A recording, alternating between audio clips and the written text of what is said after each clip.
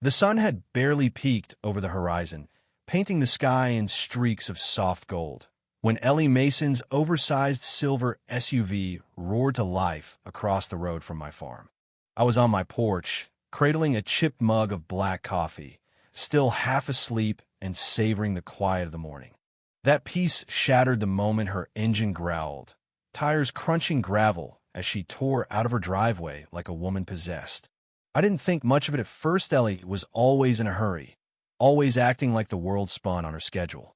But then I saw her veer off the road, her monstrous vehicle lurching straight into my cornfield. It wasn't a skid or a misjudgment. No, this was deliberate. The SUV plowed through the rows of green stalks like a combine gone rogue, sending leaves and husks flying in a chaotic flurry. I stood there, mouth ajar, watching as she aimed for old Jack, my Scarecrow, a weathered figure of straw and burlap that had stood guard over this land since I was a kid.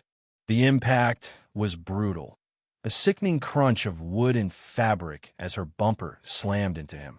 Old Jack's head popped off clean, tumbling through the air and landing square on her hood like some macabre hood ornament. The SUV didn't even slow down. Ellie reversed, grinding what was left of him into the dirt for good measure, then peeled out of the field and back onto the road, as if she'd just swatted a fly. I didn't move. I couldn't. My coffee had gone cold in my hands, and all I could do was stare at the wreckage, splintered wood, shredded straw, and the faint outline of tire tracks cutting through my crops. That was the moment I realized Ellie Mason wasn't just a bad neighbor. She was a reckoning, a storm brewing with my name on it. And the kicker? She thought this farmy farm was hers to toy with. Old Jack wasn't just a scarecrow to me. He'd been around longer than Ellie's pristine McMansion had been a gleam in some developer's eye. My granddad built him back when I was still small enough to ride on his shoulders, chasing fireflies through the fields. Jack was rough around the edges, missing an eye, patched with mismatched scraps of flannel, but he had soul. Every kid in Willow Creek knew him. Every crow steered clear. Come harvest season, he'd get a fresh coat of paint and a spot out front at the festival, grinning at passersby like he owned the place. He was as much a part of this farm as the sagging barn or the ancient tractor that still sputtered to life on frosty mornings. Ellie, though, she didn't see it that way. To her, Jack was a blight, a hideous relic, as she'd called him during one of her early VY sits 6 months back. She'd rolled into town with her fancy SUV and her HOA rulebook, snapping up the old Grayson property across the way. From day one, she'd been on a mission to see VY Lisa us starting with me. Her first complaint was about my fence, too unkempt, not plastic and white like hers. Then it was Jack, who apparently terrified her yapping Pomeranian, a fluffy little beast she called Sir Reginald. By her third VY sit, she wasn't suggesting anymore, she was ordering. Get rid of that eyesore, she'd snapped, jabbing a manicured finger at Jack. I'd ignored her, like any sensible farmer would. But Ellie wasn't the type to be ignored. The first time she hit Jack, I chalked it up to an accident. Muddy roads, a sharp turn, maybe a slip of the wheel.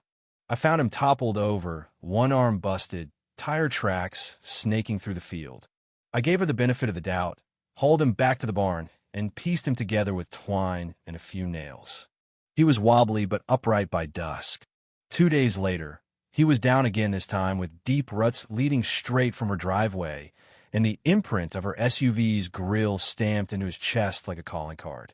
I confronted her at the feed store, where she was buying organic dog treats for Sir Reginald. She didn't even flinch, just flashed that tight, smug smile and said, "Maybe you should move him somewhere safer." Then she winked. Winked. I'm not one for picking fights over straw and sticks, but I'm also not one to let someone trample my land without pushing back. Jack wasn't just a decoration, was history, family, a piece of this place stitched together with my granddad's hands and my memories. Every dent, every patch told a story. And now Ellie had flattened him twice in a week. That night, sitting on the porch as the sun dipped low, I knew this wasn't ending with a polite chat. She'd drawn a line in the dirt, and from the smirk she'd thrown me at the feed store, she was only warming up. Strike 3 came that Saturday. I'd gone into town for lumber and a bag of grain, Leah VYing the farm quiet under the morning sun. When I got back, Jack was gone, reduced to a pitiful heap of straw and splintered wood. A scrap of his flannel shirt fluttered in the breeze, caught on a broken post. And there, pinned to where he'd stood, was a note in Ellie's looping handwriting. Time for a real decoration, farmer. I stared at it, letting the anger simmer slow and deep. This wasn't just about Jack anymore. It was about respect or her complete lack of it. She thought she could waltz into Willow Creek, into my life, and rewrite the rules. Maybe it was time she learned that some of us fight quiet but hard. I gathered Jack's remains that evening and carried them to the barn. The workbench was still there, buried under dust and tools my granddad left behind. As I stared at the wreckage, something clicked. Ellie hadn't just smashed a scarecrow, she'd handed me a reason to show her this land had teeth. Farmers don't just build things, we make them last. And Ellie was about to find out how stubborn we can be. She didn't stop after the note. If anything, it fueled her. The next time I propped Jack up hatched together, with what little I could salvage, she waited for a storm to roll in. Thunder rumbled as I woke to the sound of something heavy thudding in the distance. By the time I stumbled outside, rain pelting my face, Jack was face down in the mud, shredded beyond recognition. Tire tracks gouged the earth, leading straight to Ellie's glowing taillights, disappearing into the downpour. She wanted me to see it. The next morning, she waved from her porch, wrapped in a gaudy leopard print robe, sipping coffee like she'd won some grand VY Tory. The sheer nerve of it burned hotter than the anger itself. Word spread fast in Willow Creek. Old Hank at the hardware store grinned as he handed me nails. "Heard your Scarecrow's got a fan club," he said. At the diner, Miss Clara Ho had been pouring my coffee since I was 16, leaned close and murmured, "You need backup, you holler." I appreciated it, but this wasn't a group project. This was between me and Ellie. She kept at it, relentless. Every evening that week, her SUV crawled past my field, slowing just enough to gloat over Jack's limp form. The second night, she rolled down her window and yelled, "Give it up, hayseed," before spraying gravel across my driveway. I said nothing, just watched her go. But inside, something shifted. This wasn't about a Scarecrow Anna Marie, it was about her thinking she could break me. She was wrong. The fourth time she hit Jack, she didn't just knock him over. She parked on him, her SUV squatting in the field like a predator over prey. I stood on the porch, arms crossed, as she sat behind the wheel, scrolling her phone like it was a Sunday picnic. She stayed there 10 minutes before backing off, Leah VYing Jack a flattened mess. That night, I sat on the barn steps, the wind sharp with the scent of earth and hay. My granddad's voice echoed in my head. "Every problem's got a fix, son. Just takes patience." I'd been patient, too patient. Now I needed a solution, something Ellie couldn't roll over. That's when I remembered the padlocked door at the back of the barn granddad's workshop. He hadn't used it much in his later years, but when I was a kid, he taught me the basics. How to weld, how to bend metal, how to make something endure. If you don't want it broken, he'd say, "Don't build it weak." The next morning, I unlocked that door. The air inside was thick with the smell of oil and time. The welder sat under a tarp, rusted but functional. Steel pipes lined the walls, alongside sheets of scrap iron and bolts, everything I'd need to bring Jack back stronger. By noon, I had a plan. The new Jack would look the same hat, same flannel, same straw-stuffed sleeves, but beneath it, he'd be a fortress. A steel spine, welded crossbars for arms, a base sunk deep into the ground. Ellie could hit him with a tank, and he'd still stand. To anyone passing by, he'd just be old Jack, same as ever. But I'd know, and soon she would too. I worked fast, sparks flying in the barn as Ellie drove by that afternoon. She slowed, peering out her window, probably expecting to see me sulking. I didn't look up. Let her think I'd surrendered. Let her gloat. Meanwhile, metal sang under my hands, and Jack took shape unbreakable, unyielding. The town buzzed with curiosity. You can't haul steel pipes in a pickup without folks noticing. Some thought I was building a new fence. Others figured I was CAVYing to Ellie's demands.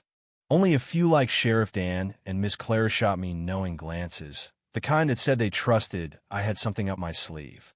I worked late. The hum of the welder blending with the chorus of frogs by the creek. Each weld was a promisito granddad, to this land, to myself. Jack wouldn't just be a scarecrow anymore. He'd be a line in the sand. When I finished, it was almost dawn. Jack stood in the field, flannel shirt buttoned tight, hat tilted just so. Beneath the straw, his steel core gleamed faintly in the moonlight. I sank his base 2 feet into the earth, bolting it firm. He looked the same, maybe a little prouder, but he was ready. I sat on the porch, coffee steaming, and waited. Ellie didn't disappoint. The sun was still burning off the fog when her SUV rumbled down the road. She stopped at the field's edge, squinting at Jack like she couldn't believe I'd dared to rebuild him. Then she gunned it, tires spinning as she charged straight for him. I sipped my coffee, rocking gently as she hit him dead on. The crash was glorious. Metal screamed as her bumper crumpled, the hood folding like tinfoil. Headlights shattered. The airbag exploded in her face. Jack didn't move an inch. Ellie sat there, dazed, airbag sagging as steam hissed from the radiator. I strolled out, boots crunching dirt, and stopped a few feet from the wreck. She shoved the airbag aside, eyes wild, and shrieked, "What the hell did you do?" I shrugged, taking another sip. "Just put Jack back where he belongs." She stumbled out, nearly tripping over the mangled fender, and jabbed a finger at me. "You booby-trapped it. This is vandalism, attempted murder." I bit back a laugh. "Attempted murder? You drove onto my land and attacked a scarecrow, Ellie. That's on you." "I'll call the sheriff," she spat, face redder than a ripe tomato. I nodded. "Go right ahead." Sheriff Dan arrived within the hour, his cruiser kicking up dust as Ellie paced the field like a caged bobcat. She launched into her story, arms flailing, insisting I'd turn Jack into a deadly weapon. Dan listened, calm as ever, then ambled over to inspect Jack. He tugged an arm, tapped the chest, checked the base. "Well-built scarecrow," he said with a shrug. "Sturdy, sure, but nothing illegal here." Ellie's jaw dropped. "Sturdy? It's a death trap." Dan raised an eyebrow. "Ellie, you trespassed and rammed an immovable object. That's not as crime it's your bad driving." She screeched, turning on me. "I'll sue you for everything you've got." I smiled. "Good luck." Dan escorted her off, suggesting a tow truck and hinting at trespassing charges. The tow came later, and half the town showed up to watch Hank chewing a toothpick, Claire snapping pics for the newsletter. Ellie glared from her ruined SUV, but the damage was done. In a place like Willow Creek, everyone knowing was punishment enough. The quiet that followed felt uneasy, like the hush before thunder. Ellie holed up in her house, curtains shut tight. I kept busy, fences, cattle, the usual, but I knew she wasn't done. Then, 2 mornings later, an envelope arrived, sealed with a pretentious wax stamp. Inside was a legal threat straight out of a bad movie, endangerment, emotional distress, a lawsuit to bankrupt me. She claimed I'd weaponized a farm decoration to ruin her. I read it over breakfast, laughing by the 3rd paragraph. It was so Ellie overblown, dramatic, and doomed to fail. That afternoon, Sheriff Dan swung by, off-duty in jeans and a ball cap, carrying sandwiches from Clara's. We ate on the porch in silence until he said, "She's filing charges: reckless endangerment, property damage, even vehicular manslaughter." I snorted. "For a scarecrow?" He grinned. Ellie logic. He asked if I had the proof he'd requested. I handed him a thumb-drive weeks of footage from trail cams, barn security, and GoPros in the trees. Every hit, every smirk, every taunt, all in crisp detail. "You sure about this?" he asked. I glanced at Jack, standing tall in the breeze. "Time she learns you don't bulldoze folks out here." By week's end, Ellie was crowing at the diner, while VYing her lawsuit papers like a trophy. She didn't know Dan had passed the footage to the prosecutor. The tide turned fast. Saturday, right outside Hank's store, a deputy served her. Trespassing, property destruction, harassment, reckless endangerment. Her face went white, words failing her as the town watched. The HOA ousted her as president. Her insurance denied her claim, citing intentional misconduct. Court fees piled up, and whispers said she was broke. 2 weeks later, I saw her loading a rented hatchback with trash bags and Bince no movers, just Ellie defeated. She sped off, dust trailing, and the neighbors watched in silence. No one cheered, but the relief was palpable. Peace settled back over Willow Creek. Jack stayed put, straw hat tipped, a sheriff's badge pinned to his chest stand's gift at the next town potluck. That evening, the sunset blazed orange and pink, the fields alive with the hum of crickets. I raised my coffee to Jack. "Good work, old friend." He didn't answer, just stood there, steel beneath straw, a quiet testament to the fights you win by standing firm. If you were the one in this story, how would you react? Would you stand up and fight back, or accept the unreasonable pressure and control from the HOA? Share your thoughts in the comments below. And don't forget to subscribe, like, and share this VY Deo with more people.